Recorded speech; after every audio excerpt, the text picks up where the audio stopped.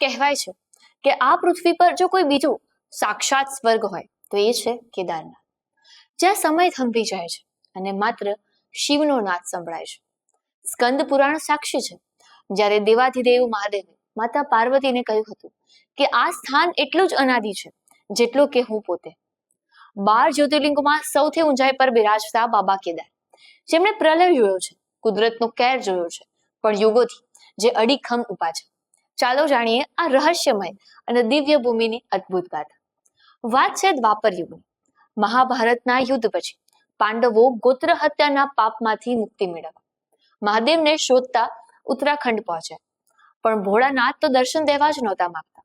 શિવજીએ મહિષ એટલે કે પાડાનું રૂપ ધારણ કર્યું અને ભૂમિમાં સમાવા લાગ્યા. ત્યારે બળશાળી ભીમ પૂંછડી પકડીને એમને પકડી પાડ્યા. મહાદેવે પાંડવોની ભક્તિ જોઈ પ્રસન્ન થઈ ગયા અને તેમનો પૃષ્ઠભાગ એટલે કે પીઠનો ભાગ અહીં કાયમ માટે સ્થાપિત થઈ ગયો, જે આજે આપણે કેદારનાથ જ્યોતિર્લિંગ તરીકે પૂછીએ છીએ. આ મંદિર માત્ર શ્રદ્ધા જ નહીં, પણ સ્થાપત્યનો ચમત્કાર છે. 80 ફૂટ ઊંચું આ મંદિર કોઈ ઈંટોથી નહીં, પણ વિશાળ પથ્થરોના ઇન્ટરલોકિંગથી બનેલું છે. એટલે જ કુદરતની ભયાનક આફતો પણ આ મંદિરનો એક પથ્થર પણ હલાવી શકી નથી. મંદિરની પાછળ આવેલો પેલો વિશાળ ભીમશિલા પર્વત એ કદાચ તમને યાદ જ હશે, જે મહાદેવની રક્ષાનું પ્રતીક બનીને ઉભો છે.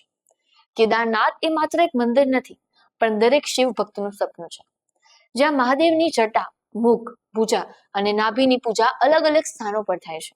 અને હા, તમને જણાવી દઉં કે બાબા કેદારનાથના દ્વાર 22 એપ્રિલ અક્ષય તૃતીયાના પાવન અવસરે ભક્તો માટે ખુલવા જઈ રહ્યા છે. તો કોમેન્ટ બોક્સમાં જરૂરથી જણાવજો કે તમે બાબાના દર્શને ક્યારે જવાના છો. અને હા, જો તમે આ વખતે કેદારનાથ જવા આતુર હોય તો કોમેન્ટ બોક્સમાં બાબા કેદાર પણ જરૂરથી લખજો. અને ધર્મની આવી જ જાણી અજાણી વાતો માટે લલકાર ન્યૂઝને લાઈક, શેર અને ફોલો જરૂરથી કરજો.